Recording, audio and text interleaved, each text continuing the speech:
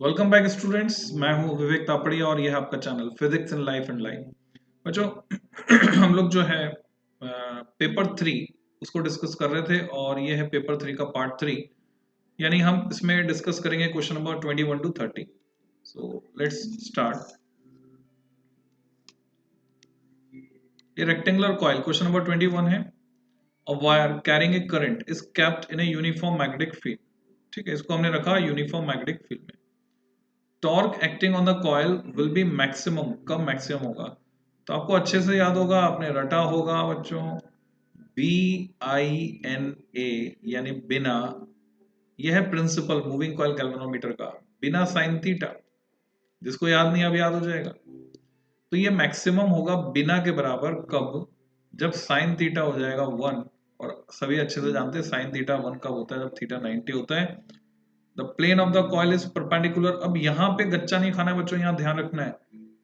Plane of coil से हमारा को मतलब नहीं है, हमें मतलब है ये है डायरेक्शन। ये अगर मैं एक और फॉर्मूला आपको लिख के बताऊं, इलेक्ट्रोस्टैटिक्स का फॉर्मूला था P क्रॉस E, तो यहाँ बनेगा M cross B।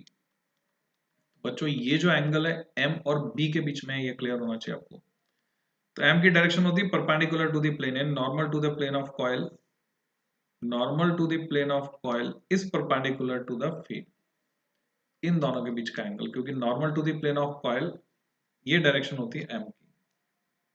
So keep note of this. Next question. The induced EMF in a coil of 10 Henry inductance L आपको दिया है, in which current varies from 9 ampere to 4 ampere. So DI की value है आपके पास, DI is 5, 9 minus 4 5, 0.2 second में आपके पास DT की value है बच्चों। फॉर्मूला आपको याद आ रहा होगा, E equal to minus L times DI by DT। अब क्योंकि करंट कम हो रही है तो मैं इसको -5 लिख दूं। फाइनल माइनस इनिशियल, माइनस को देखकर याद है आंसर यहाँ पे पॉजिटिव में है। So what will be the answer? 10 into -5 upon 0.2। देखिए कितनी इजी कैलकुलेशन यहाँ पर है। सो 50 और 500 अपॉन 2, पॉइंट हटा दिया मैंने, तो correct option is 250 volt. Next question, which of the following graphs, कुछ ग्राफ यहाँ पे दिए हुए, represent correct variation of inductive reactance XL with frequency। अच्छा, XC भी पूछ सकते हैं, XL भी पूछ सकते हैं, तो डायरेक्टली आपको ये फॉर्मूला पता है अगर तो आप बता सकते हैं। XL equal to 2 pi FL and XC equal to 1 upon 2 pi FC। तो एक में रेक्टेंगुलर हाइपरबोला आने वाला है इसमें, और उसमें डायरेक्टली प्रोपोर्शनल, क्योंकि इंडक्टिव रिएक्टेंस फ्रीक्वेंसी के डायरेक्टली प्रोपोर्शनल होता है। फ्रीक्वेंसी बढ़ाने पर बढ़ता है, जितना ज्यादा चेंज होगा ये जो कॉइल है उतना ही अपोज करेगी बच्चों। So correct option is B. Next question, in the circuit shown in figure the reading of volt meter is. Volt meter की रीडिंग हमको निकालनी है इस सर्किट में। क्या क्या दिया हुआ है वो दिख रहा है हमको। हमें दिया हुआ है VL। How much is VL? VL is 100। अच्छा, VC दिया हुआ है, VC इज ऑल्सो 100। चलो मजा आ गया, काम हमारा आसान हो गया। VR हमको पता करना है और V हमारे पास है, नेट वोल्टेज है हमारे पास 200। तो क्वेश्चन बिकम्स वेरी इजी अगर आपको ये फॉर्मूला आता है। V equal to under root of, voltages में ये रिलेशन होता है VR स्क्वेयर, इम्पिडेंस और रिएक्टेंस में भी सिमिलर टाइप ऑफ रिलेशन होता है, प्लस VL एंड VC का डिफरेंस हम लेते हैं, जो भी बड़ा होता है उसमें से छोटे को सब्ट्रैक्ट कर देते हैं। ये बच्चे इसमें कंफ्यूज होते हैं, बोला VL माइनस VC की VC माइनस VL, कोई फर्क नहीं पड़ता है, स्क्वायर है भाई। So what we get here, it is 200 and here ये तो कट गया, VL VC दोनों तो 100 है, तो VR 100 का square, sorry VR square plus 0। So what we get? We get VR equal to 200 volt. Straight forward answer, कुछ भी नहीं करना पड़ा। न्यूमेरिकल है बच्चों, पर आसान न्यूमेरिकल है। इसको आप सिंगल पास, फर्स्ट पास में अटेम्प्ट कर सकते हैं, जरूरी नहीं कि सेकंड पास का इंतजार करें इसको सॉल्व, प्रोवाइडेड ये फॉर्मूला आपको आता हो। तो अब आता है और ऐसा क्वेश्चन आपको मिलेगा। नेक्स्ट क्वेश्चन पे चलते हैं। In series LCR circuit, series LCR पे आपको क्वेश्चन मिलेंगे।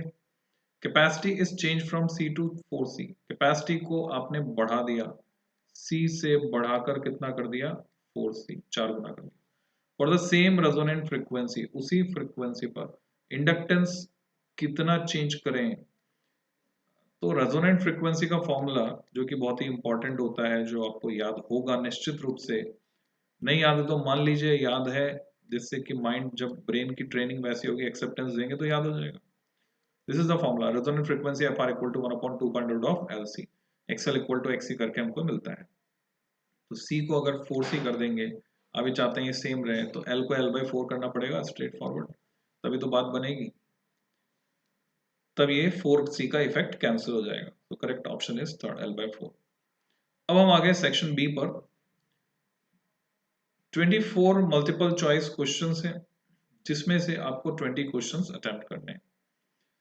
कोई जरूरी नहीं है कि शुरू के 20 आप अटेम्प्ट करें, आप पूरे चॉइस में से जहां मर्जी उसको अटेम्प्ट करके फाइनल कर सकते हैं। उसके लिए आपको 5वां सर्कल जो है उसका ध्यान रखना है कि जिसे आप नॉट अटेम्प्टेड दिखाने चाहते हैं उसके लिए उस सर्कल को भर दें, या तो पूरा खाली छोड़ें, कुछ भी ना भरें। और अगर आपने ABCD आंसर भर दिया और अब उसको आप रिजेक्ट करना चाहते हैं तो आप फिर उस सर्कल को भर दें, लास्ट वाले सर्कल को, जो ये बताएगा कि not attempted. Question number 26, tracks of 3 charge particles, मिलता जुलता क्वेश्चन एनसीईआरटी में भी है बच्चों, फर्स्ट चैप्टर में है। मैंने इसलिए मार्क करके नहीं दिया था क्योंकि यहाँ कवर हो रहा था। तो 3 पार्टिकल हैं A, B और C। कई तरह से क्वेश्चन बन सकता है, क्योंकि A और B प्लस की तरफ मुड़ रहे हैं। अब ये सीधे चलते हुए दिखा रहे हैं, वो मुझे कुछ हजम नहीं हो रहा है। रीजन, बाद में जाके थोड़ी मुड़ेंगे, यहीं से तो मुड़ना शुरू हो जाएंगे जहां इलेक्ट्रिक फील्ड लगना शुरू हो जाएगा, क्योंकि ये इलेक्ट्रिक फील्ड जो नेगेटिव चार्ज है उसको खींचेगा ऊपर की तरफ, और जो पॉजिटिव चार्ज है उसको धकेलेगा नीचे की तरफ। तो पहली बात तो हमें पता चल गई कि ये जो C है वो पॉजिटिव है और ये दोनों नेगेटिव हैं, मोस्ट प्रोबेबली इलेक्ट्रॉन्स होंगे। दोनों का डेविएशन जो अगर हम निकालें, तो अगर ये डेविएट नहीं होते तो सीधे जाते, तो ये डेविएशन हुआ इसका और ये डेविएशन हुआ इसका, जो दोनों का डेविएशन लगभग सेम है। डेविएशन दिखाना चाहिए था प्लेट के स्टार्टिंग से, जो दिखा रहे हैं बाद में वो थोड़ा सा गलत है डायग्राम में, कोई बात नहीं। अब अगर यहां देखा जाए तो सबसे ज्यादा जो डेविएशन है वो है C का। C is the most deviated particle, the particle with the highest charge to mass ratio आपसे पूछ रहा है। प्रोजेक्टाइल मोशन याद होगा आपको, क्लास 11 में आपने पढ़ा था प्रोजेक्टाइल मोशन। प्रोजेक्टाइल मोशन को अगर पिक्चर में लाएं यहाँ पर, तो हॉरिजॉन्टल डायरेक्शन में कोई एक्सेलरेशन नहीं है, जो पार्टिकल चल रहा है उसी वेलोसिटी से चलता रहेगा, यानी इसकी जो वेलोसिटी का horizontal component it is constant. पर वर्टिकल डायरेक्शन में वेलोसिटी चेंज हो रही है। इनिशियली वर्टिकल डायरेक्शन में वेलोसिटी uy से अगर मैं दिखाता हूँ 0 थी, वर्टिकल डायरेक्शन में एक्सेलरेशन है, काइनेमेटिक्स में जा रहे हैं बच्चों, फोर्स अपॉन मास। फोर्स कितना है, चार्ज अगर q है, फील्ड E है, तो फोर्स है QE और उसको मैं मास से डिवाइड कर दूंगा F अपॉन m। ये फील्ड लग रहा है ना नीचे की तरफ, पॉजिटिव पर फोर्स लगेगा नीचे, नेगेटिव पर फोर्स लगेगा ऊपर।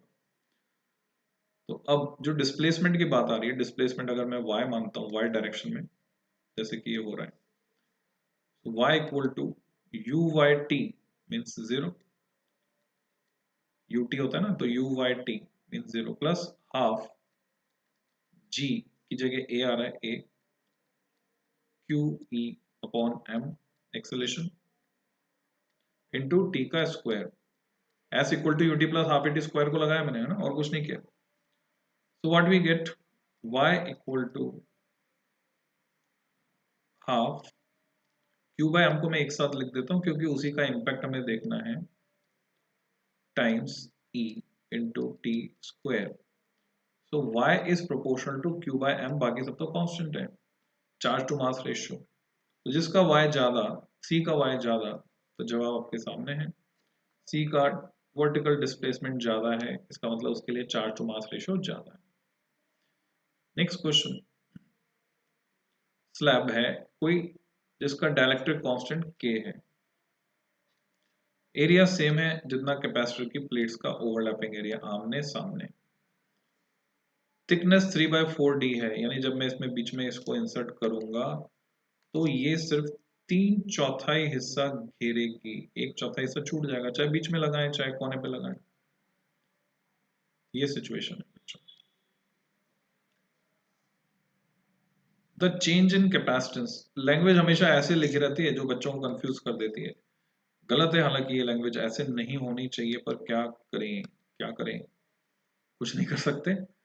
सो चेंज इन कैपेसिटेंस आप ढूंढेंगे तो भी नहीं मिलेगा, इसमें आपको क्या करना है, न्यू कैपेसिटेंस, नई कैपेसिटी पता करनी है, क्या हो जाएगी इस कैपेसिटर की जब स्लैब इंसर्ट कर देंगे बिटवीन द प्लेट्स, वो आपको मिल जाएगी ऑप्शन।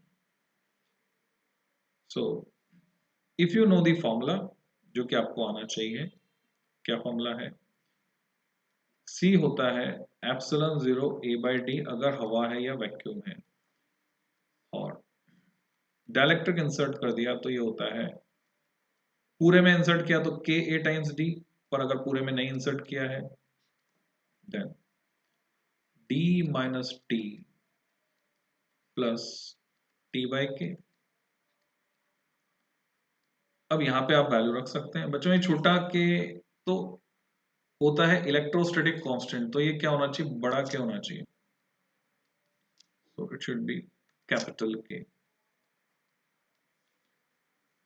तो मैंने वैल्यू रखी, नई कैपेसिटी कितनी हो जाएगी, epsilon 0 A D minus T, T की वैल्यू है 3/4d, this is value of T width, तो d माइनस 3d/4 यानी d/4 डायरेक्ट लिख सकता हूँ, प्लस t की जगह 3d/4k, एलसीएम लिया नीचे है ना, कैलकुलेशन इतनी तो कर लोगे आप शायद,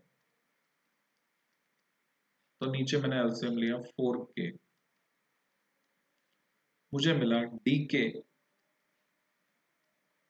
दिनेश कुमार प्लस, और क्या मिला, 3D फिल्म, ओके, तो D कॉमन आ जाएगा, k+3 बचेगा और ये 4 के ऊपर चले गया, तो एक्सप्रेशन क्या बना, 4k epsilon 0 A upon D common k+3। अब ऐसा ऑप्शन ढूंढ लो, वही आंसर है,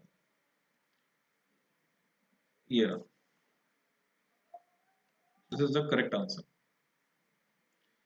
नेक्स्ट क्वेश्चन पे चलते हैं, क्वेश्चन नंबर 28, 10 माइक्रोकूलम चार्ज कहां पे रखा, सेंटर ऑफ द हेमिस्फीयर, यहां आपने बल्ब जला दिया 10 वाट का, just imagine, radius 10 centimetre, radius काम आएगी क्या हमारे पता नहीं as shown, electric flux through the hemisphere, shape पर डिपेंड करता नहीं, हमें पता है इनसाइड फ्लक्स, तो इलेक्ट्रिक फ्लक्स जब भी निकालना है हमने गॉस लॉ लगाया, phi equal to Q inside,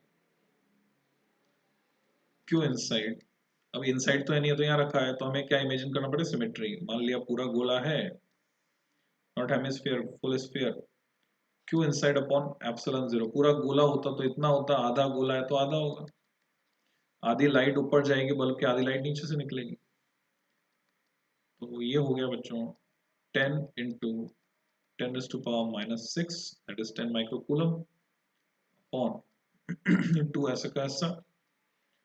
अब क्या कर सकते हो, आसान कैलकुलेशन के लिए भैया 8.85 से कौन डिवाइड करने बैठेगा, 1/एप्सिलॉन 0 इज नथिंग बट 4πk, मैं यहाँ पे 4πk लिख सकता हूँ, आप समझ गए होंगे कैसे, k इक्वल टू 1/4π⁰0, तो ये मैंने लिखा, और अब मैं कैलकुलेट करता हूँ,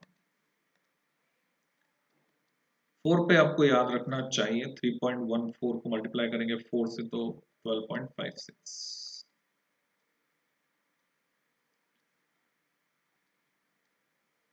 तो 4π की वैल्यू है इनटू, अच्छा डिवाइड बाय 2 ये है हमारे पास, और हमारे पास क्या है, k का आ जाएगा 9, 9 आएगा, 4 पाई के, ये छोटा के है बच्चों, छोटा के, कंफ्यूज मत होना। इलेक्ट्रोस्टैटिक कांस्टेंट के, तो 9 इंटू 10⁹ था, तो ये 9 यहाँ पे आ गया है। अब 10 की पावर -6 ये है, और 10 एक कम हो गया, तो -5 ये था, 10 की पावर -5, और 9 यहाँ से आ गया +9। तो अभी हमको ये कैलकुलेट करना है, तो 2 से मैंने डिवाइड किया, 2 6 जा 12, 2 2 जा 4, 2 8 जा 16, फिर 12.56 काटा 6.28 हो गया ये आधा। अब इसको 9 से मल्टीप्लाई करना है, और 10 की पावर मेरे को दिख रहा है 4 यहाँ पे है।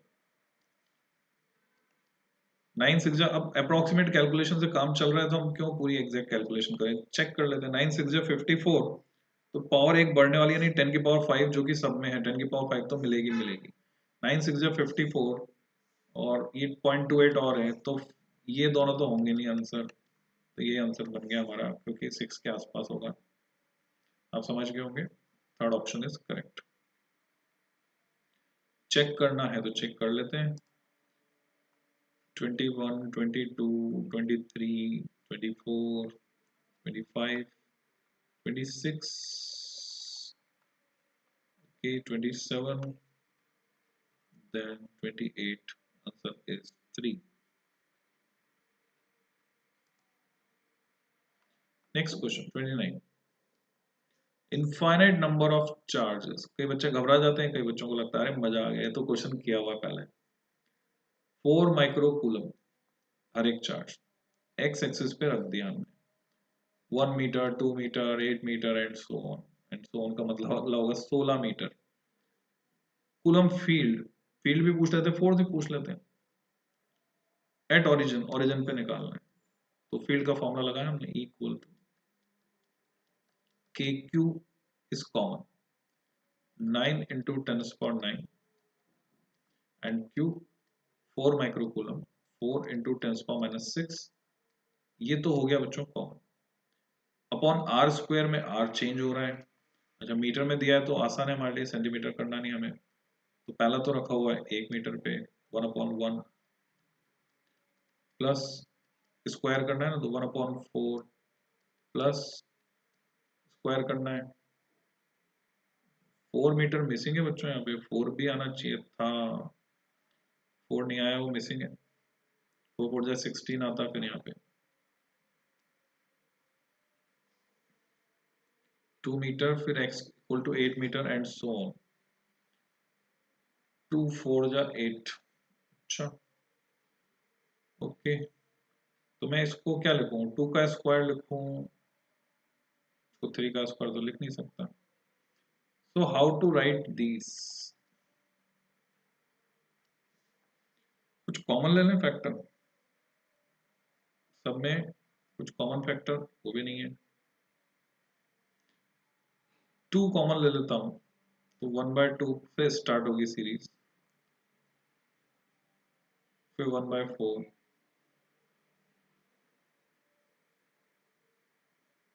हाउ टू राइट दिस, तो ये एक जीपी बनेगी, ज्योमेट्रिक प्रोग्रेशन, और उससे आपका आंसर आएगा। तो अगर आपको समझ में आ रहा है अभी कर लीजिए, वीडियो पॉज करके, और नहीं समझ में आ रहा है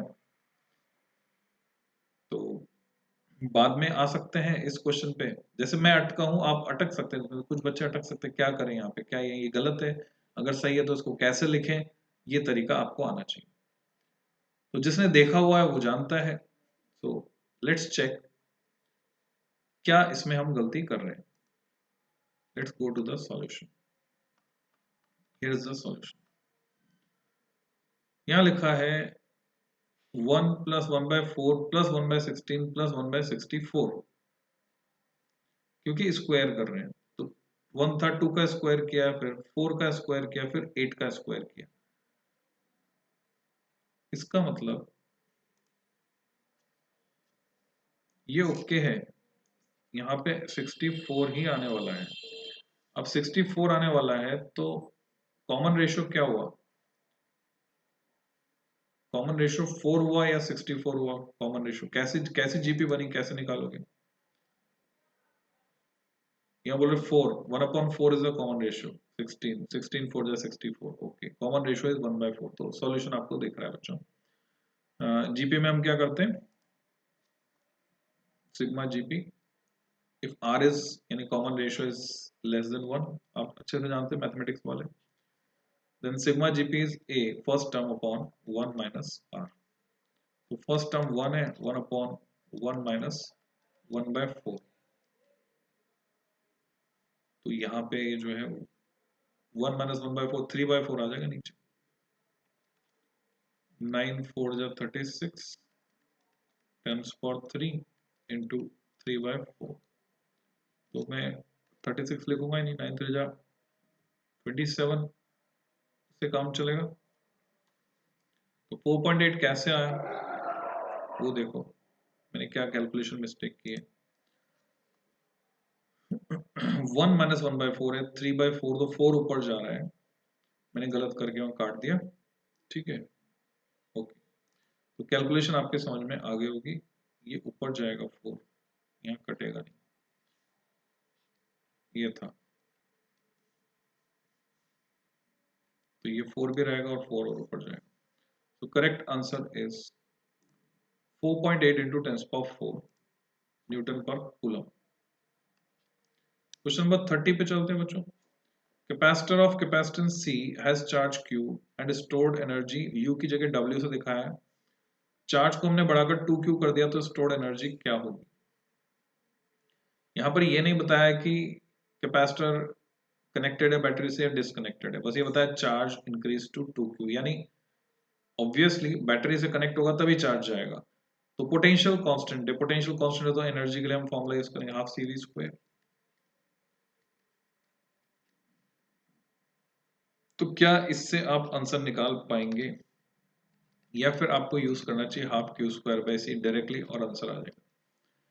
हमने कैपेसिटी को चेंज नहीं किया है, आपको यहाँ समझना पड़ेगा, हालांकि capacity C equal to Q by V होती है, पर कैपेसिटी एक बार कैपेसिटर बन गया एप्सिलॉन 0 A बाई D, तो ना तो Q बढ़ाने से ना V घटाने से बढ़ सकती है, इन दोनों पर ही डिपेंड नहीं करती, तो ऐसे सिचुएशन में यहाँ पर ये फॉर्मूला एप्लीकेबल नहीं होगा, हाफ CV स्क्वायर ये अलग सिचुएशन है, यहाँ पर फॉर्मूला क्योंकि Q चेंज कर रहे हैं तो Q की टर्म्स में कैपेसिटी कांस्टेंट है, Q को आपने कर दिया 2Q, तो सीधे सीधे 2Q आएगा, तो 4 का फैक्टर हमें एक्स्ट्रा मिलेगा, तो ये हो जाएगा 4W, यानी 4W के बराबर अगर वो W थी, तो ये यहाँ समझना पड़ेगा आपको, क्योंकि हाफ CV स्क्वायर से तो कर ही नहीं पाएंगे इसको।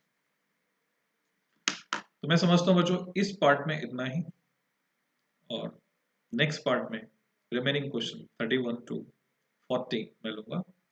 Till than happy learning.